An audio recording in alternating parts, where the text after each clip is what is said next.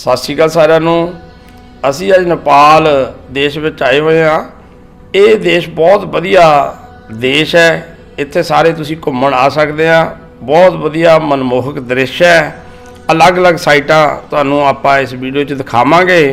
और इस देश नाल सिख धर्म का भी बहुत गूढ़ा रिश्ता आ। साढ़े पहली पातशाही गुरु नानक साहब जी तीजी उदासी विच इत्थे पहुँचे सी। इत्थे इतिहासिक गुरुद्वारा गुरु नानक मठ है और इहदे नाल ही असीं तुहानूं एक गुरुद्वारा साहब दे दर्शन करावांगे जिहड़ा कि कपुंडलो विखे स्थित है। इत्थे तुहाडी आपां मुलाकात ज्ञानी गुरबख्श सिंह जी नाल करावांगे। इस गुरुद्वारे विच SGPC का की रोल है तो ये गुरुद्वारा संगतां की मदद नाल किस तरह चल रहा है। ज्ञानी गुरबख्श सिंह जी तुहानूं इस बारे विस्तार में जानकारी देंगे।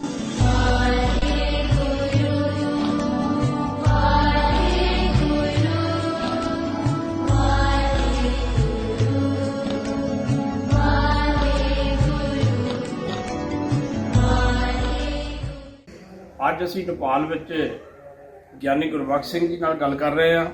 सब तो पहला तुहाडा सारिआं दा स्वागत है। ते साडे ज्ञानी गुरबख्श सिंह जी जिहड़े नेपाल दे जंमपल है ते नेपाल दे विच ही धर्म दा काम कर रहे हैं। गुरुद्वारा साहब दे विच काफ़ी देर सेवा कीती आ। आओ आपां तुहाडी इन्हां दे नाल इंट्रोडक्शन इन्हां दे नाल गलबात करवाने आ कि सिख धर्म दा नेपाल दे विच किहो जिहा चल रिहा ते आपां नूं इह गुरुद्वारा साहब वास्ते कित्थों माया आंदी आ ते SGPC का की रोल है तो नेपाल की थोड़ा संस्कृति बारे भी सानू दसांगे। अज आपां नेपाल गुरुद्वारा साहब कपुंडलो विच बैठे हाँ। ज्ञानी गुरबख्श सिंह। वाहिगुरू जी का खालसा वाहिगुरू जी की फतेह।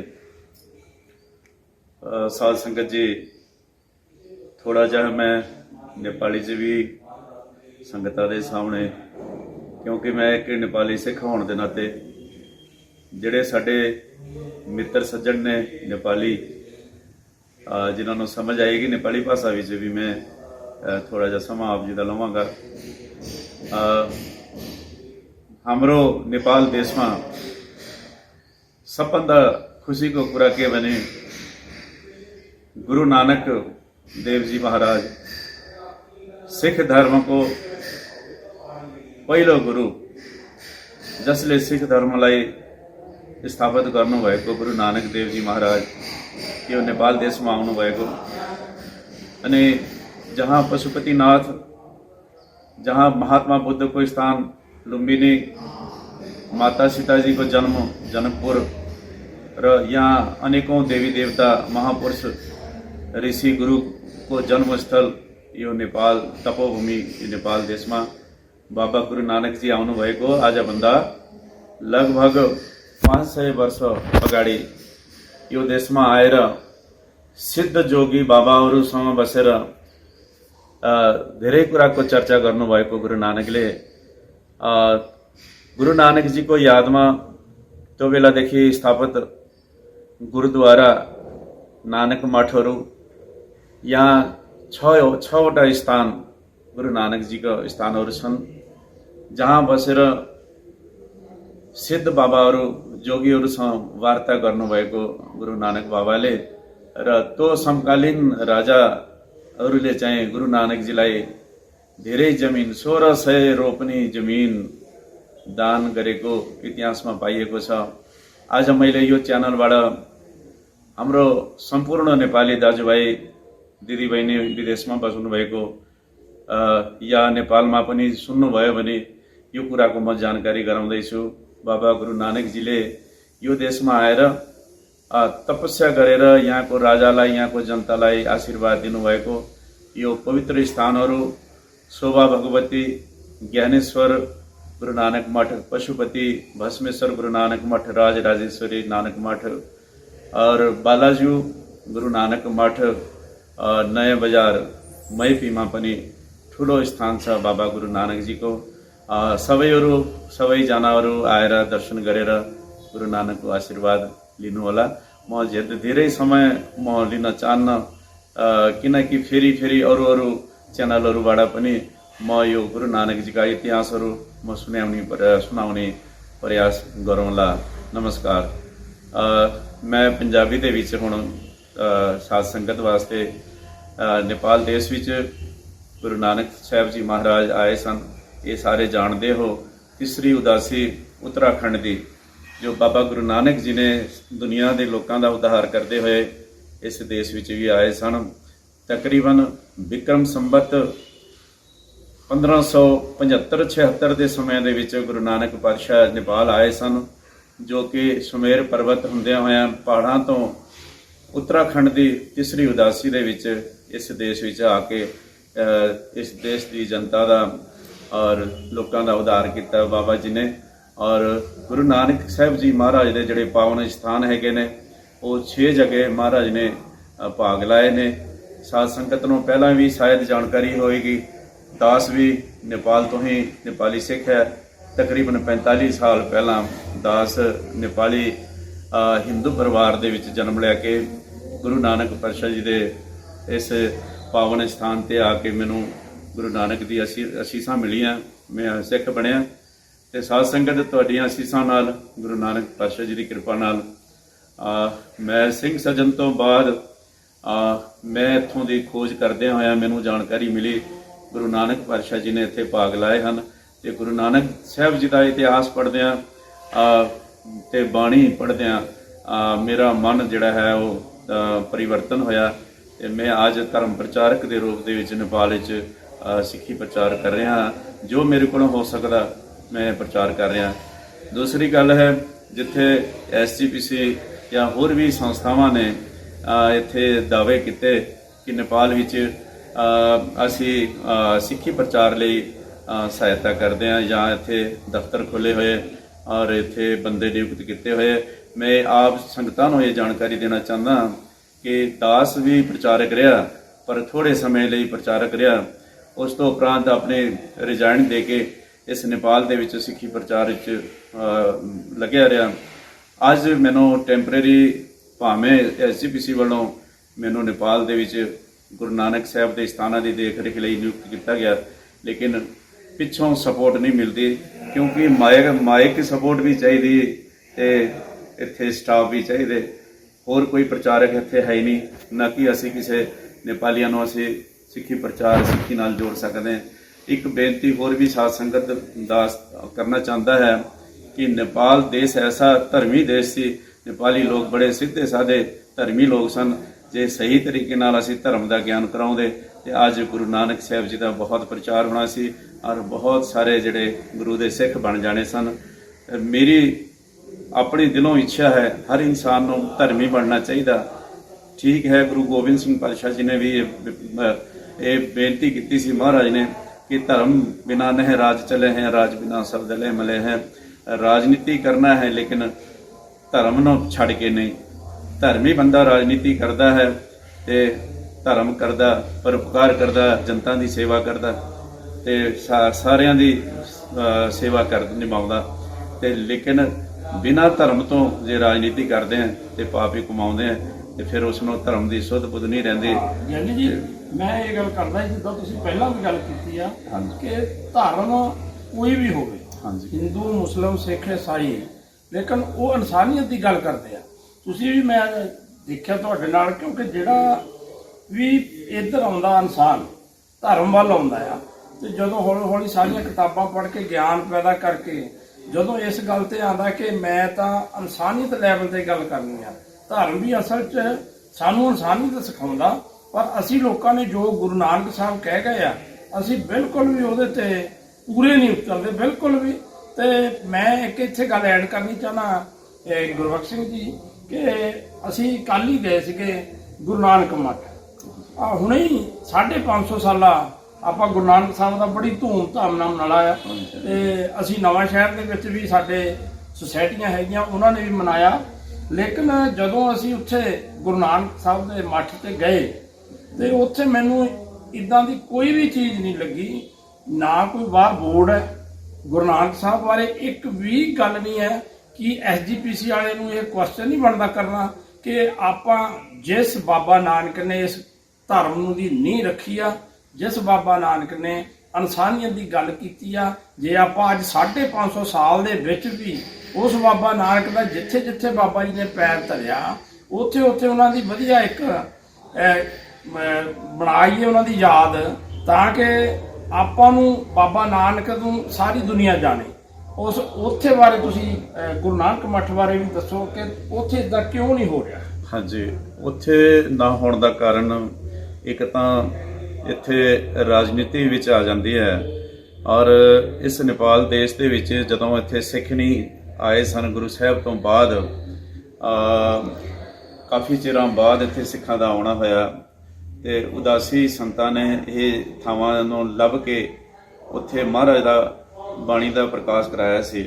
ਇਹ ਕਿਉਂਕਿ ਇਤਿਹਾਸ ਤੇ ਲੰਬਾ ਹੋ ਜਾਂਦਾ, ਤੇ ਉਸ ਵਕਤ ਇੱਥੇ ਸਿੱਖ ਨਹੀਂ ਸਨ। ਉਸ ਵੇਲੇ ਇੱਥੋਂ ਦੇ ਧਰਮੀ ਰਾਜੇ ਸਨ, ਇਹਨਾਂ ਨੇ ਇਹ ਥਾਵਾਂ ਨੂੰ ਬਚਾ ਕੇ ਰੱਖਿਆ। ਗੁਰੂ ਨਾਨਕ ਪਾਤਸ਼ਾਹ ਜੀ ਦੇ ਪਹਿਲਾਂ ਮਹਾਰਾਜ ਦੀ ਖੜਾਵਾਂ ਰੱਖੀਆਂ, ਉਸ ਤੋਂ ਬਾਅਦ ਪੱਥਰ ਦੇ ਚਰਨ ਬਣਾ ਕੇ ਮੱਥੇ ਟੇਕਦੇ ਰਹੇ।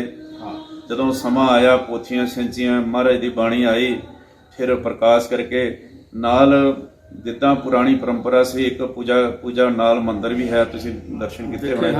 ਉੱਥੇ ਦੇਵੀ ਦੇਵਤਿਆਂ ਦੀ ਮੂਰਤੀ ਦੇ ਨਾਲ ਪੂਜਾ ਵੀ ਹੁੰਦਾ, ਤੇ ਨਾਲ ਗੁਰੂ ਗ੍ਰੰਥ ਸਾਹਿਬ ਜੀ ਰੱਖੇ ਨੇ। ਇਸ ਗੱਲ ਨੂੰ ਕਈਆਂ ਨੂੰ ਨਹੀਂ ਸਮਝ ਆਉਂਦੀ ਹੈ ਕਿ ਅਸੀਂ ਪਿਛੋਕੜ ਦੇਖੀ ਹੈ। ਜਦੋਂ ਇੱਥੇ ਸਿੱਖ ਨਹੀਂ ਸਨ ਤਾਂ ਵੀ ਤੇ ਇੱਥੇ ਧਰਮ ਸਥਾਨ ਮੌਜੂਦ ਸੀ। ਬਾਬਾ ਨਾਨਕ ਦਾ ਨਾਮ ਕਿਸੇ ਨੇ ਵੀ ਇੱਥੇ ਮਿਟਾਇਆ ਨਹੀਂ ਸੀ, ਨਾਨਕ ਦਾ ਨਾਮ ਮੌਜੂਦ ਸੀ। ਤੇ ਨਾਨਕ ਮੱਠ, ਗੁਰੂ ਨਾਨਕ ਮੱਠ, ਔਰ ਬਹੁਤ ਸਾਰੇ ਜਿਹੜੇ 5-6 ਸਥਾਨ ਮਹਾਰਾਜ ਦੇ ਸਨ, ਉਹ ਉੱਥੇ ਗੁਰੂ ਗ੍ਰੰਥ ਸਾਹਿਬ ਹੱਥ ਲਿਖਤ ਮਹਾਰਾਜ ਦੇ ਸਰੂਪ ਪ੍ਰਕਾਸ਼ ਸਨ। ਤੇ ਉਹਨਾਂ ਦੀ ਦੇਖ ਰੇਖ ਉਸ ਵਕਤ ਦੇ ਉਦਾਸੀ ਸੰਤ ਸਾਧੂ ਜਿਹੜੇ ਸਨ, ਉਹ ਪੰਜਾਬ ਤੋਂ ਆਏ ਸਨ, ਬਾਣੀ ਪੜ੍ਹਦੇ ਸੀ, ਤੇ ਉਹਨਾਂ ਨੂੰ ਸਮਝ ਸੀ, ਤੇ ਲੋਕਾਂ ਨੂੰ ਅਵਗਤ ਕਰਾਉਂਦੇ ਸੀ, ਉਹਨਾਂ ਨੂੰ ਜਾਣਕਾਰੀ ਕਰਾਉਂਦੇ ਰਹੇ। ਹੌਲੀ ਹੌਲੀ ਇੱਥੋਂ ਦੇ ਜਿਹੜੇ ਲੋਕਲ ਜਿਹੜੇ ਨੇਪਾਲੀ ਚੇਲੇ ਹੋ ਗਏ, ਤੇ ਉਹਨਾਂ ਨੂੰ ਪੜ੍ਹਨਾ ਨਹੀਂ ਆਇਆ, ਤੇ ਉਹਨਾਂ ਨੂੰ ਸਮਝ ਨਹੀਂ ਆਈ। ਉਹਨਾਂ ਨੇ ਕੀ ਕੀਤਾ ਜੀ, ਜਿਵੇਂ ਮੂਰਤੀ ਨੂੰ ਪੂਜਾ ਕਰਦੇ ਸੀ ਉਸੇ ਤਰ੍ਹਾਂ ਗੁਰੂ ਗ੍ਰੰਥ ਸਾਹਿਬ ਜੀ ਨੂੰ ਪੂਜਾ ਤਾਂ ਉਹਨਾਂ ਨੇ ਕੀਤੀ ਹੈ ਰੱਬ ਜਾਣ ਕੇ, ਲੇਕਿਨ ਪੜ੍ਹਨਾ ਨਹੀਂ ਆਇਆ। ਤੁਸੀਂ ਇੱਥੇ ਐਸਜੀਪੀਸੀ ਨੂੰ ਬਾਰੇ ਕੀ ਕਹਿਣਾ ਚਾਹੋਗੇ ਕਿ ਉਹਨਾਂ ਦੀ ਕਿੱਥੇ ਕਮੀ ਰਹੀ ਆ? ਹਾਂਜੀ, ਉਹਨਾਂ ਨੂੰ ਕੀ ਕਰਨਾ ਚਾਹੀਦਾ? ਅੱਜ ਅਸੀਂ ਐਸਜੀਪੀਸੀ ਦੇ ਪ੍ਰਧਾਨ ਜੀ ਨਾਲ ਵੀ ਉਹਨਾਂ ਨੂੰ ਇਸ ਮਾਧਿਅਮ ਰਾਹੀਂ ਸੁਨੇਹਾ ਦੇਣਾ ਚਾਹੁੰਦੇ ਆ। ਗਿਆਨੀ ਗੁਰਬਖਸ਼ ਸਿੰਘ ਜੀ 40 ਸਾਲ ਤੋਂ ਇੱਥੇ ਸੇਵਾ ਕਰ ਰਹੇ ਆ, ਲੇਕਿਨ ਅਸੀਂ ਜੋ ਗੁਰੂ ਨਾਨਕ ਮੱਠ ਬਾਰੇ ਜਿਹੜੀ ਗੱਲ ਕਰਨਾ ਚਾਹੁੰਦੇ ਆ ਗਿਆਨੀ ਜੀ ਤੋਂ, ਐਸਜੀਪੀਸੀ ਨੂੰ ਕੀ ਕਰਨਾ ਚਾਹੀਦਾ? ਹਾਂਜੀ, ਮੈਂ ਥੋੜੀ ਜੀ ਗੱਲ ਮੈਂ ਉਹਦੇ ਚ ਮੁਕੰਮਲ ਕਰਾਂ। ਤੇ ਜਦੋਂ ਗੁਰੂ ਗ੍ਰੰਥ ਸਾਹਿਬ ਜੀ ਪੜ੍ਹ ਨਹੀਂ ਸੀ ਸਕਦੇ, ਉਸ ਤੋਂ ਬਾਅਦ ਜਦੋਂ ਦਾਸ ਪੰਜਾਬ ਤੋਂ ਪੜ੍ਹ ਕੇ ਨੇਪਾਲ ਆਇਆ, ਤੇ ਉਹਨਾਂ ਨੂੰ ਹਿੰਦੀ ਦੇ ਵਿੱਚ ਗੁਰੂ ਗ੍ਰੰਥ ਸਾਹਿਬ ਲਿਜਾ ਕੇ ਵੀ ਉੱਥੇ ਪ੍ਰਕਾਸ਼ ਕਰਾਇਆ ਵੀ ਤੁਸੀਂ ਪੜ੍ਹੋ, ਔਰ ਉਹਨੂੰ ਸੁਧਾਰ ਕਰਨ ਦੀ ਕਾਫੀ ਮੈਂ ਆਪਣੇ ਵੱਲੋਂ ਕੋਸ਼ਿਸ਼ ਕਰਦਾ ਰਿਹਾ, ਸੰਗਤਾਂ ਨੂੰ ਵੀ ਨਾਲ ਜੋੜ ਕੇ। ਤੇ ਸਾਧ ਸੰਗਤ ਫਿਰ ਉਸ ਤੋਂ ਬਾਅਦ ਕੀ ਹੋਇਆ ਕਿ ਜਿਹੜੇ ਇੱਥੇ ਕੰਮ ਕਾਜ ਲਈ ਜਿਹੜੇ ਸਿੱਖ ਆਏ ਸਨ, ਸੰਗਤਾਂ ਆਈਆਂ ਪੰਜਾਬ ਤੋਂ, ਦਿੱਲੀ ਤੋਂ, ਜੰਮੂ ਕਸ਼ਮੀਰ ਤੋਂ, ਇਹ ਸੰਗਤਾਂ ਦਾ ਆਉਣਾ ਜਾਣਾ ਵੀ ਹੋਇਆ। ਉੱਥੇ ਮੱਥੇ ਟੇਕ ਕੇ ਖਾਲੀ ਮੱਥਾ ਟੇਕ ਕੇ ਆਉਣਾ ਜਾਣਾ ਹੀ ਰਿਹਾ ਖਾਲੀ, ਉਸ ਤੋਂ ਬਾਅਦ ਹੋਰ ਕੋਈ ਕੰਮ ਨਹੀਂ ਹੋਇਆ। ਬਾਅਦ ਵਿੱਚ ਐਸਜੀਪੀਸੀ ਸ਼੍ਰੋਮਣੀ ਕਮੇਟੀ ਨੇ ਇਸ ਪਾਸੇ ਨਜ਼ਰ ਕੀਤੀ, ਜਿਵੇਂ ਹੁਣ ਦਾਸ ਉੱਥੋਂ ਪੜ੍ਹ ਕੇ ਆਇਆ ਸੀ, ਤੇ ਮੈਂ ਯੂਨੀਵਰਸਿਟੀ ਅੰਮ੍ਰਿਤਸਰ ਤੋਂ, ਹਾਂਜੀ, ਮੈਂ ਇੱਥੇ ਬਾਰਡਰ ਜਿਹੜਾ ਨੇਪਾਲ ਬਾਰਡਰ ਤੇ ਮੈਂ 2 ਸਾਲ ਪ੍ਰਚਾਰਕ ਦੀ ਡਿਊਟੀ ਕੀਤੀ। ਤੇ ਪ੍ਰਚਾਰਕ ਦੀ ਡਿਊਟੀ ਕਰਨ ਤੋਂ ਬਾਅਦ ਮੈਨੂੰ ਕੀ ਆਭਾਸ ਹੋਇਆ ਕਿ ਮੈਨੂੰ ਬੈਕ ਸਪੋਰਟ ਨਹੀਂ ਹੈ। ਮੈਨੂੰ ਐਸਜੀਪੀਸੀ ਪਿੱਛੋਂ ਕਹਿੰਦੀ ਤੇ ਵੀ ਤੂੰ ਪ੍ਰਚਾਰਕ ਹੈ, ਪਰ ਉੱਥੇ ਕੋਈ ਖਬਰ ਲੈਣ ਵਾਲਾ ਨਹੀਂ ਸੀ ਹੁੰਦਾ। ਉੱਥੇ ਮਾਇਆ ਵੀ ਚਾਹੀਦੀ ਹੈ, ਨਾਲ ਸਪੋਰਟ ਬੰਦੇ ਵੀ ਚਾਹੀਦੇ। ਇਕੱਲਾ ਬੰਦਾ ਹੋਵੇ, ਬਾਲ ਬੱਚਾ ਪਰਿਵਾਰ ਹੋਵੇ, ਤੇ ਉਹਨੂੰ ਵੀ ਆਪਣੀ ਲੋੜ ਵਾਸਤੇ ਹੋਰ ਵੀ ਕੰਮ ਕਰਨੇ ਪੈਂਦੇ, ਕਿਉਂਕਿ ਉਹਨਾਂ ਦੀ ਜਿੰਨੀਆਂ ਤਨਖਾਹਾਂ ਜਾਂ ਜੋ ਵੀ ਸਾਨੂੰ ਮਿਲਦਾ ਸੀ ਉਹਦੇ ਨਾਲ ਤਾਂ ਸਾਡਾ ਕੁਝ ਵੀ ਨਹੀਂ, ਬੱਚਿਆਂ ਦੀ ਫੀਸ ਵੀ ਨਹੀਂ ਸੀ ਪੂਰੀ ਹੁੰਦੀ। ਉਸ ਚੀਜ਼ ਨੂੰ ਦੇਖਦਿਆਂ ਹੋਇਆਂ ਸੰਗਤ ਕਹਿਣ ਲੱਗ ਪਈ ਤੁਸੀਂ ਐਸਜੀਪੀਸੀ ਦੀ ਸੇਵਾ ਛੱਡ ਕੇ ਤੁਸੀਂ ਇੱਥੇ ਸੇਵਾ 'ਚ ਲੱਗੇ ਰਹੋ। ਜਿੱਦਾਂ ਤੁਸੀਂ ਨੇਪਾਲੀਆਂ ਨੂੰ ਗੁਰਸਿੱਖੀ ਨਾਲ ਜੋੜਿਆ, ਤੁਸੀਂ ਇੱਥੇ ਨੇਪਾਲ ਵਿੱਚ ਗੁਰਬਾਣੀ ਦਾ ਪ੍ਰਚਾਰ ਕਰ ਰਹੇ ਹੋ, ਤੁਸੀਂ ਇਸ ਤਰ੍ਹਾਂ ਹੀ ਕਰੋ, ਅਸੀਂ ਤੁਹਾਡੀ ਮਦਦ ਕਰਾਂਗੇ। ਮੈਨੂੰ ਤਕਰੀਬਨ 20 ਸਾਲ ਹੋ ਗਏ ਜੀ, ਮੈਂ ਐਸਜੀਪੀਸੀ ਦੀ ਪ੍ਰਚਾਰਕ ਦੀ ਡਿਊਟੀ ਛੱਡ ਕੇ ਮੈਂ ਨੇਪਾਲ ਵਿੱਚ ਸੇਵਾ 'ਚ ਲੱਗਿਆ। ਕੁਝ ਸਾਲ ਪਹਿਲਾਂ ਇੱਥੇ ਫਿਰ ਦੁਬਾਰਾ ਮੈਨੂੰ ਇਸ ਸਥਾਨਾਂ ਦੀ ਦੇਖ ਰੇਖ ਵਾਸਤੇ ਮੈਨੂੰ ਫਿਰ ਨਿਯੁਕਤ ਕੀਤਾ ਗਿਆ ਸੀ। ਅੱਜ ਮੈਂ ਇਹ ਮਹਿਸੂਸ, ਅੱਜ ਵੀ ਉਹੀ ਗੱਲ ਜਿਹੜੀ ਹੈ ਪੁਰਾਣੀ, ਜੋ ਕਿ ਐਸਜੀਪੀਸੀ ਦੇ ਖਾਤੇ ਵਿੱਚ ਸ਼ਾਇਦ ਨੇਪਾਲ ਕਠਮੰਡੂ ਗੁਰੂ ਨਾਨਕ ਸਤਸੰਗ ਦਾ ਨਾਂ ਜ਼ਰੂਰ ਹੈ, ਪਰ ਇੱਥੋਂ ਪਿੱਛੋਂ ਸਪੋਰਟ ਸਾਨੂੰ ਕੁਝ ਵੀ ਨਹੀਂ। ਇੱਕ ਸਿੰਘ ਹੋਰ ਹੈ ਜਿਹਨੂੰ ਇੰਚਾਰਜ ਬਣਾਇਆ ਗਿਆ, ਉਹ ਤਬਲਾ ਵਜਾਉਣਾ ਜਾਣਦਾ, ਦਾਸ ਜਿਹੜੀ ਡਿਊਟੀ ਪਹਿਲਾਂ ਨਿਭਾ ਰਿਹਾ ਸੀ, ਜਿਹੜੀ ਆਪਣੀ ਸਿੱਖੀ ਦਾ ਗੁਰੂ ਨਾਨਕ ਪਾਤਸ਼ਾਹ ਜੀ ਦੇ ਨਾਂ ਦਾ ਉਸੇ ਪ੍ਰਚਾਰ 'ਚ ਮੈਂ ਲੱਗਿਆ ਹੋਇਆ। ਮੈਂ ਇੱਕ ਬੇਨਤੀ ਜ਼ਰੂਰ ਕਰਾਵਾਂਗਾ ਸੰਗਤਾਂ ਨੂੰ, ਅਸੀਂ ਧਰਮ ਤੋਂ ਕਾਫੀ ਦੂਰ ਹੋ ਗਏ ਹਾਂ। ਧਰਮ ਨਾਲ ਜੁੜ ਜਾਈਏ, ਬਾਣੀ ਨਾਲ ਜੁੜ ਜਾਈਏ, ਬਾਣੇ ਨਾਲ ਜੁੜ ਜਾਈਏ, ਔਰ ਇੱਕ ਆਪਸ ਵਿੱਚ ਸਾਰਿਆਂ ਦਾ ਗੁਰੂ ਨਾਨਕ ਦਾ ਜਿਹੜਾ ਪਿਆਰ ਸੀ, ਜਿਵੇਂ ਗੁਰੂ ਨਾਨਕ ਨੇ ਹਰ ਥਾਂ ਤੇ ਜਾ ਕੇ ਪਿਆਰ ਦਾ ਤੀਰ ਚਲਾਇਆ, ਕਹਿੰਦੇ ਪਿਆਰ ਦਾ ਪ੍ਰਚਾਰ ਸੀ, ਹਰ ਵਰਗ ਦਾ ਬੰਦਾ ਜਿਹੜਾ ਸੀ ਧੰਨ ਗੁਰੂ ਨਾਨਕ ਕਰਦਾ ਸੀ। ਤੇ ਅੱਜ ਕੀ ਹੋ ਗਿਆ ਕਿ ਅੱਜ ਸਿੱਖ ਹੀ ਸਿੱਖ ਨੂੰ ਪਿੱਛੇ ਕਰਨ ਦੀ ਕੋਸ਼ਿਸ਼ ਕਰਦਾ, ਸਿੱਖ ਹੀ ਡਾਊਨ ਕਰਦਾ, ਧਰਮੀ ਬੰਦਾ ਹੀ ਧਰਮੀ ਦਾ ਜਿਹੜੀ ਹੈ ਕ੍ਰਿਟੀਸਾਈਜ਼ ਕਰਦਾ, ਉਹਦੀ ਬਦਨਾਮੀ ਕਰਦਾ। ਮੈਂ ਇਹ ਨਹੀਂ ਚਾਹੁੰਦਾ ਕਿ ਹਰ ਕੋਈ ਧਰਮੀ ਬੰਦਾ ਕਿਸੇ ਵੀ ਧਰਮ ਦਾ ਹੋਵੇ, ਉਹ ਕਿਸੇ ਵੀ ਧਰਮ ਦਾ ਮਾੜਾ ਨਹੀਂ ਸੋਚ ਸਕਦਾ, ਕਿਉਂਕਿ ਜਿੰਨੇ ਵੀ ਪੀਰ ਪੈਗੰਬਰ ਗੁਰੂ ਸਾਧੂ ਮਹਾਤਮਾ ਜਿੰਨੇ ਵੀ ਹੋਏ ਸਾਡੇ, ਇਹਨਾਂ ਨੇ ਪਰਉਪਕਾਰੀ ਕੀਤੇ ਨੇ। ਚੰਗੇ ਗੁਰੂ ਵੱਡੇ ਗ੍ਰੰਥ ਲਿਖ ਕੇ ਛੱਡ ਗਏ ਪੜ੍ਹਨ ਵਾਸਤੇ, ਸਾਡੇ ਭਲੇ ਵਾਸਤੇ। ਉਹ ਅਸੀਂ ਪੜ੍ਹਨਾ ਹੈ, ਆਪਣੇ ਪਰਿਵਾਰ ਨੂੰ ਸੁਧਾਰਨਾ, ਸਮਾਜ ਨੂੰ ਸੁਧਾਰਨਾ, ਦੇਸ਼ ਨੂੰ ਸੁਧਾਰਨਾ। ਉਹ ਗੱਲ ਕਿੱਥੇ ਗਈ? ਅੱਜ ਤੇ ਮਾਇਆ ਇਕੱਠੀ ਕਰੋ ਤੇ ਆਪਣਾ ਸਵਾਰਥ ਆਪਣੀ ਝੋਲੀ ਭਰੋ। ਅੱਜ ਦਾ ਮੈਨੂੰ ਜੋ ਨਜ਼ਰ ਆ ਰਿਹਾ, ਤੇ ਮੈਂ SGPC ਦੀ ਗੱਲ ਤੁਸੀਂ ਕੀਤੀ ਹੈ, 2 ਜਣੇ ਹੈਗੇ ਜਿਹਦੇ ਵਿੱਚ ਦਾਸ ਇਕੱਲਾ ਹੀ ਹੈ ਫੀਲਡ ਵਿੱਚ ਪ੍ਰਚਾਰ ਕਰਦਾ, ਤੇ ਮੈਂ ਵੀ ਇੱਕ ਗ੍ਰਸਤੀ ਹੈਗਾ, ਇੱਕ ਉਮਰ ਦੇ ਹਿਸਾਬ ਨਾਲ ਵੀ ਬਹੁਤਾ ਮੈਂ ਨਹੀਂ ਕਰ ਸਕਦਾ। ਜਿੰਨੀ ਸੇਵਾ ਮਹਾਰਾਜ ਨੇ ਲੈਣੀ ਸੀ ਉਹ ਸੇਵਾ ਕਾਫੀ, ਅੱਜ 45 ਸਾਲਾਂ ਤੋਂ ਇਸ ਸਿੱਖੀ ਵਾਲੇ ਪਾਸੇ ਲੱਗਿਆ ਤੇ ਗੁਰੂ ਪਾਤਸ਼ਾਹ ਦੀ ਸੇਵਾ ਲੈ ਲਈ ਜਿੰਨੀ ਲੈਣੀ ਸੀ। ਆਪਾਂ ਗੱਲ ਕਰਦੇ ਹਾਂ ਕਿ ਸ਼੍ਰੋਮਣੀ ਗੁਰਦੁਆਰਾ ਪ੍ਰਬੰਧਕ ਕਮੇਟੀ ਦੇ ਬੀਬੀ ਜਗੀਰ ਕੌਰ ਜੀ ਪ੍ਰਧਾਨ ਹੈ, ਉਹਨਾਂ ਤੱਕ ਅਸੀਂ ਇਸ ਮਾਧਿਅਮ ਰਾਹੀਂ ਗੱਲ ਪਹੁੰਚਾਉਣਾ ਚਾਹੁੰਦੇ ਹਾਂ ਕਿ ਸਾਡੇ ਗਿਆਨੀ ਗੁਰਬਖਸ਼ ਸਿੰਘ ਜੀ ਦੀ ਵੀ ਇਹੀ ਰਾਏ ਆ, ਇਹੀ ਇਹਨਾਂ ਦਾ ਇੱਕ ਦੋਸ਼ ਹੈ SGPC ਦੇ ਉੱਤੇ ਕਿ ਜੇ 550 ਸਾਲਾ ਆਪਾਂ ਅੱਜ ਮਨਾ ਰਹੇ ਆ ਜਾਂ ਮਨਾਇਆ, ਤਾਂ ਜਿੱਥੇ ਜਿੱਥੇ ਗੁਰੂ ਨਾਨਕ ਸਾਹਿਬ ਦੇ ਪੈਰ ਲੱਗੇ ਆ, ਉੱਥੇ ਦਾ ਤੁਹਾਨੂੰ ਜਿਹੜਾ ਉਹਨਾਂ ਦਾ ਗੁਰਦੁਆਰਾ ਸਾਹਿਬ ਹੈ, ਉਹਨਾਂ ਦੀਆਂ ਜਗ੍ਹਾ ਆ, ਉਹਨਾਂ ਨੂੰ ਆਪਾਂ ਨੂੰ ਵੱਧ ਤੋਂ ਵੱਧ ਦੱਸਣਾ ਚਾਹੀਦਾ ਤੇ ਨਾਲ ਆਪਾਂ ਨੂੰ ਸਿੱਖੀ ਦਾ ਪ੍ਰਚਾਰ ਕਰਨਾ ਚਾਹੀਦਾ। ਹੁਣ ਇਹਦੇ ਨਾਲ ਹੀ ਦਰਸ਼ਕੋ, ਆਪਾਂ ਨੇਪਾਲ ਦੀ ਸੰਸਕ੍ਰਿਤੀ ਬਾਰੇ ਵੀ ਤੁਹਾਨੂੰ ਪੰਜਾਬੀ ਦੇ ਵਿੱਚ ਗਿਆਨੀ ਗੁਰਬਖਸ਼ ਸਿੰਘ ਜੀ ਗੱਲ ਕਰਨਗੇ। ਜੀ, ਨੇਪਾਲ ਦੀ ਸੰਸਕ੍ਰਿਤੀ, ਸਾਧ ਸੰਗਤ, ਨੇਪਾਲ ਦੇ ਵਿੱਚ ਮੈਂ ਪਹਿਲਾਂ ਵੀ ਦੱਸਿਆ ਤੁਹਾਨੂੰ, ਬਹੁਤ ਸਾਰੇ ਸਾਡੇ ਰਿਸ਼ੀ ਮੁਨੀ ਜੋਗੀ ਗੁਰੂ ਜਨ ਜਿਹੜੇ ਸਨ, ਜਿਹੜੇ ਤਪਸਵੀ ਲੋਕ ਸਨ, ਇਹ ਇੰਡੀਆ ਤੋਂ, ਭਾਰਤ ਦੇਸ਼ ਤੋਂ ਇਸ ਨੇਪਾਲ ਦੇਸ਼ ਵਿੱਚ ਆ ਕੇ ਪਹਾੜਾਂ ਦੇ ਵਿੱਚ ਨਦੀਆਂ ਦੇ ਕਿਨਾਰੇ ਬੈਠ ਕੇ ਤਪ ਕੀਤਾ। ਬਹੁਤ ਪਵਿੱਤਰ ਦੇਸ਼ ਹੈ, ਦੇਵੀ ਦੇਵਤਿਆਂ ਨੇ ਇਹਨੂੰ ਤਪੋ ਭੂਮੀ ਕਿਹਾ ਗਿਆ। ਇੱਥੇ ਮਾਤਾ ਸੀਤਾ, ਮਹਾਤਮਾ ਬੁੱਧ ਜੀ, ਔਰ ਇੱਥੇ ਗੁਰੂ ਨਾਨਕ ਪਾਤਸ਼ਾਹ ਜੀ, ਪਸ਼ੂਪਤੀਨਾਥ ਔਰ ਗੋਰਖਨਾਥ, ਬਾਬਾ ਗੋਰਖਨਾਥ ਦਾ ਦੇਸ਼ ਹੈ। ਤੇ ਸਾਧ ਸੰਗਤ ਇੱਥੇ ਬੜੇ ਤਪਸਵੀਆਂ ਦੀ ਭੂਮੀ ਹੈ। ਤੇ ਇਸ ਦੇਸ਼ ਦੀ ਜਿਹੜੀ ਸੰਸਕ੍ਰਿਤੀ ਹੈ, ਧਰਮੀ ਲੋਕ ਨੇ, ਸਿੱਧੇ ਸਾਦੇ ਲੋਕ ਨੇ। ਤੇ ਅੱਜ ਭਾਵੇਂ ਠੀਕ ਹੈ, ਅੱਜ ਬਹੁਤ ਐਡਵਾਂਸ ਦੇਸ਼, ਸੰਸਾਰ ਦੇ ਲੋਕ ਐਡਵਾਂਸ ਜਾ ਰਹੇ, ਪਰ ਇਸ ਦੇਸ਼ ਦੇ ਵਿੱਚ ਅਜੇ ਵੀ ਸਿੱਧਾਪਨ ਹੈ ਔਰ ਰੱਜ ਕੇ ਲੋਕ ਇਮਾਨਦਾਰ ਹੈਗੇ। ਔਰ ਇਸ ਦੇਸ਼ ਦੇ ਵਿੱਚ ਧਰਮ ਦਾ ਜੇ ਪ੍ਰਚਾਰ ਕੀਤਾ ਜਾਏ ਚੰਗੀ ਤਰ੍ਹਾਂ ਇਮਾਨਦਾਰੀ ਨਾਲ, ਤੇ ਸਾਧ ਸੰਗਤ ਸਾਰਾ ਕੁਝ ਪਰਿਵਰਤਨ ਹੋ ਸਕਦਾ, ਸਾਰੇ ਧਰਮ ਦੀ ਜੈ ਜੈਕਾਰ ਹੋ ਸਕਦਾ। ਤੇ ਦੂਸਰੇ ਧਰਮਾਂ ਦੇ ਜਿਹੜੇ ਅਸੀਂ ਲੋਕ ਖਿਲਾਫਤ ਕਰਦੇ ਹਾਂ, ਮੇਰੀ ਸਮਝ ਦੇ ਵਿੱਚ ਇਹ ਆਉਂਦੀ ਹੈ, ਅਸੀਂ ਕਿਸੇ ਦੀ ਖਿਲਾਫਤ ਨਾ ਕਰੀਏ, ਕਿਸੇ ਦਾ ਵਿਰੋਧ ਨਾ ਕਰੀਏ। ਚੰਗੀ ਗੱਲਾਂ ਜਿਹੜੀਆਂ ਨੇ ਲੈਣੀਆਂ ਚਾਹੀਦੀਆਂ ਨੇ। ਇਹ ਗੁਰੂ ਨਾਨਕ ਦੇਵ ਜੀ ਮਹਾਰਾਜ ਦਾ ਉਪਦੇਸ਼ ਹੈ ਕਿ ਅੱਛੀਆਂ ਗੱਲਾਂ, ਭਾਵੇਂ ਕਿਸੇ ਪੀਰ ਪੈਗੰਬਰ, ਕਿਸੇ ਗੁਰੂਜਨ, ਕਿਸੇ ਮਹਾਤਮਾ, ਕਿਸੇ ਰਿਸ਼ੀ ਮੁਨੀ ਦੀ ਕੋਈ ਗੱਲ ਹੋਏ, ਉਸ ਚੰਗੀਆਂ ਗੱਲਾਂ ਨੂੰ ਹਿਰਦੇ 'ਚ ਵਸਾ ਕੇ ਅਸੀਂ ਚੰਗੇ ਇਨਸਾਨ ਬਣ ਜਾਈਏ ਤੇ ਇੱਕ ਦੂਸਰੇ ਦਾ ਸਤਿਕਾਰ ਕਰੀਏ, ਇੱਕ ਦੂਸਰੇ ਦਾ ਪਿਆਰ ਲੈ ਕੇ। ਗਿਆਨੀ ਨਾਲ ਗੱਲ ਹੋਈ ਸੀ, ਕੱਲ ਵੀ ਅਸੀਂ ਮਿਲੇ ਸੀ ਇੱਥੇ। ਇਹਨਾਂ ਨੇ 2 ਇੱਕ ਆਪਣੇ ਡਾਕਟਰ ਚਿੰਤਾਮਣੀ ਜੀ ਆ, ਇੱਕ ਗਿਆਨੀ ਗੁਰਬਖਸ਼ ਸਿੰਘ ਜੀ। ਮੈਨੂੰ ਇਹ ਗੱਲ ਬਹੁਤ ਵਧੀਆ ਲੱਗੀ ਕਿ ਇਹ ਦੋਨਾਂ ਧਰਮਾਂ ਨੂੰ, ਹਿੰਦੂ ਤੇ ਸਿੱਖ ਧਰਮ ਨੂੰ ਬੜੇ ਨੇੜੇ ਲੈ ਕੇ ਜੋ ਧਰਮ ਦੱਸ ਰਿਹਾ ਆ, ਮੈਨੂੰ ਉਸ ਲੈਵਲ ਤੇ ਲੱਗੀ ਇਹਨਾਂ ਦੇ ਵਿੱਚ ਗੱਲ। ਮੈਂ ਤਾਂ ਇੰਟਰਵਿਊ ਲੈਣ ਦੀ ਗੱਲ ਸੋਚੀ ਆ। ਤੇ ਮੈਂ ਇੱਕ ਹੋਰ ਗੱਲ ਇੱਥੇ ਜੋੜਨੀ ਚਾਹਨਾ ਕਿ ਜਿਹੜੀ ਇਸ ਵੇਲੇ ਨੇਪਾਲ ਦੇ ਵਿੱਚ ਹਾਲਾਤ ਹੈ ਕਿ ਪਹਿਲਾਂ ਰਾਜੇ ਰਾਜ ਕਰਦੇ ਰਹੇ ਆ, ਹੁਣ ਇੱਥੇ ਲੋਕਤੰਤਰ ਆਇਆ। ਲੋਕਤੰਤਰ ਦੇ ਵਿੱਚ ਵੀ ਲੋਕ, ਯਾਨੀ ਜੀ ਤੁਸੀਂ ਕੀ ਸੋਚਦੇ, 40 ਸਾਲ ਤੋਂ ਇੱਥੇ ਰਹਿ ਰਹੇ ਆ, ਤੁਹਾਨੂੰ ਰਾਜਾਸ਼ਾਹੀ ਵਧੀਆ ਲੱਗਦੀ ਸੀ ਕਿ ਲੋਕਤੰਤਰ ਵਧੀਆ ਲੱਗਦਾ? ਮੈਂ ਕਹਾਂਗਾ ਜੀ, ਰਾਜਿਆਂ ਦਾ ਰਾਜ, ਧਰਮੀ ਰਾਜੇ ਸਨ। ਇਹ ਧਰਮੀ ਰਾਜਿਆਂ ਨੇ ਇੱਥੇ ਬਹੁਤਾ ਜਿਸ ਤਰ੍ਹਾਂ ਦੇ ਹਾਲਾਤ ਹੁਣ ਹੋਏ ਨੇ, ਲੋਕਾਂ ਦੇ ਦਿਮਾਗ ਪਰਿਵਰਤਨ ਹੋ ਗਏ। ਰਾਜੇ ਦੇ ਰਾਜ ਵਿੱਚ ਕੀ ਸੀ ਕਿ ਧਰਮ ਤੇ ਲੋਕ ਬਹੁਤ ਭਰੋਸਾ ਕਰਦੇ ਸੀ, ਬਹੁਤ ਵਿਸ਼ਵਾਸ ਰੱਖਦੇ ਸੀ। ਇੱਕ ਧਰਮ ਹੀ ਐਸਾ ਹੈ ਜੋ ਇਨਸਾਨ ਦਾ ਪਾਰ ਉਤਾਰਾ ਕਰ ਸਕਦਾ, ਭਲਾ ਕਰ ਸਕਦਾ। ਤੇ ਅੱਜ ਦਾ ਸਮਾਂ ਬਹੁਤ ਕਾਫੀ ਪਰਿਵਰਤਨ ਹੋ ਗਿਆ। ਲੋਕਤੰਤਰ ਵਿੱਚ ਭਾਵੇਂ ਦਿਮਾਗ ਬਹੁਤ ਚੱਲਦੇ ਲੋਕਾਂ ਦੇ, ਲੇਕਿਨ ਧਰਮ ਤੋਂ ਥੋੜਾ ਦੂਰ ਹੋ ਗਏ। ਮੈਂ ਇਹੀ ਬੇਨਤੀ ਕਰਾਂਗਾ, ਅਸੀਂ ਭਾਵੇਂ ਸਾਡਾ ਭਾਰਤ ਦੇਸ਼ ਹੈ, ਦੇਸ਼ ਵਿਦੇਸ਼ਾਂ ਜਿੱਥੇ ਕਿਤੇ ਸਾਡੇ ਭਾਈ ਭੈਣ ਰਹਿੰਦੇ, ਮੈਂ ਸਾਰਿਆਂ ਨੂੰ ਬੇਨਤੀ ਕਰਾਂਗਾ ਧਰਮ ਤੋਂ ਦੂਰ ਨਹੀਂ ਜਾਣਾ। ਆਪਣਾ ਧਰਮ ਸੰਸਕ੍ਰਿਤੀ ਨੂੰ ਤੁਸੀਂ ਜਾਣੋ, ਧਰਮ ਗ੍ਰੰਥ ਨੂੰ ਪੜ੍ਹੋ, ਤੁਸੀਂ ਆਪ ਪੜ੍ਹੋ, ਆਪਣੇ ਬੱਚਿਆਂ ਨੂੰ ਪੜ੍ਹਾਓ, ਸਮਾਜ ਨੂੰ ਜਾਣਕਾਰੀ ਕਰਾਓ, ਧਰਮ ਦਾ ਪ੍ਰਫੁੱਲਤ ਹੋਵੇ, ਧਰਮ ਦੀ ਜੈ ਜੈਕਾਰ ਹੋਵੇ।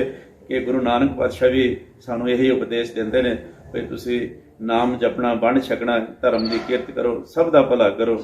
ਇਹ ਗੁਰੂ ਨਾਨਕ ਪਾਤਸ਼ਾਹ ਜੀ ਦਾ ਉਪਦੇਸ਼ ਸਾਰੇ ਗੁਰੂਆਂ ਦਾ, ਜਿੰਨੇ ਵੀ ਗੁਰੂ ਪੀਰ ਪੈਗੰਬਰ ਹੋਏ, ਬਾਬਾ ਗੋਰਖਨਾਥ ਜੀ ਹੋਏ, ਇੱਥੇ ਇਸ ਦੇਸ਼ ਦੇ ਵਿੱਚ ਬੜੇ ਬੜੇ ਰਿਸ਼ੀਆਂ ਗੁਰੂਆਂ ਦਾ ਇੱਥੇ ਆਉਣਾ ਹੋਇਆ। ਸਭ ਦਾ ਉਪਦੇਸ਼ ਇਹੋ ਹੀ ਰਿਹਾ ਕਿ ਭਈ ਸੱਚੋਂ ਉਰੇ ਸਭ ਕੁਝ ਸੱਚ ਆਚਾਰ, ਕਿਉਂਕਿ ਆਚਰਣ ਦਾ ਉੱਚਾ ਹੋਵੇ, ਸੱਚ ਦਾ ਧਨੀ ਹੋਵੇ ਤੇ ਸੱਚੀਆਂ ਗੱਲਾਂ ਕਰੇ ਤੇ ਸੱਚ ਤੇ ਭਰੋਸਾ ਕਰੇ। ਉਸ ਵਾਹਿਗੁਰੂ ਪਰਮਾਤਮਾ ਪਰਮੇਸ਼ਰ ਤੇ ਅਟੁੱਟ ਵਿਸ਼ਵਾਸ ਕਰਕੇ ਇੱਕ ਇਮਾਨਦਾਰੀ ਦਾ ਜੀਵਨ ਬਤੀਤ ਕਰੇ। ਇਸ ਦੇਸ਼ ਦੇ ਵਿੱਚ ਸਭ ਤੋਂ ਵੱਡੀ ਚੀਜ਼ ਹੈ ਕਿ ਇਮਾਨਦਾਰੀ ਹੈ। ਬਹੁਤ ਵੱਡੀ ਗੱਲ ਹੈ ਜੀ। ਇਹ ਸਰ ਗਿਆਨੀ ਗੁਰਬਖਸ਼ ਸਿੰਘ ਜੀ ਇਹ ਨੇਪਾਲ ਦੇ ਵਿੱਚ 40 ਸਾਲ ਤੋਂ ਰਹਿ ਰਹੇ ਆ ਔਰ ਹਿੰਦੂ ਧਰਮ 'ਚ ਜਨਮ ਲੈ ਕੇ ਜਦੋਂ ਗੁਰੂ ਗ੍ਰੰਥ ਸਾਹਿਬ ਇਹਨਾਂ ਨੇ ਪੜ੍ਹਿਆ ਤੇ ਸਿੱਖ ਧਰਮ ਦੇ ਵਿੱਚ ਆ ਕੇ ਬਾਣਾ ਪਾ ਕੇ ਨੇਪਾਲ ਦੇ ਵਿੱਚ ਸਿੱਖ ਧਰਮ ਦੇ ਬਾਰੇ ਬਹੁਤ ਜ਼ਿਆਦਾ ਪ੍ਰਚਾਰ ਕੀਤਾ ਇਹਨਾਂ ਨੇ।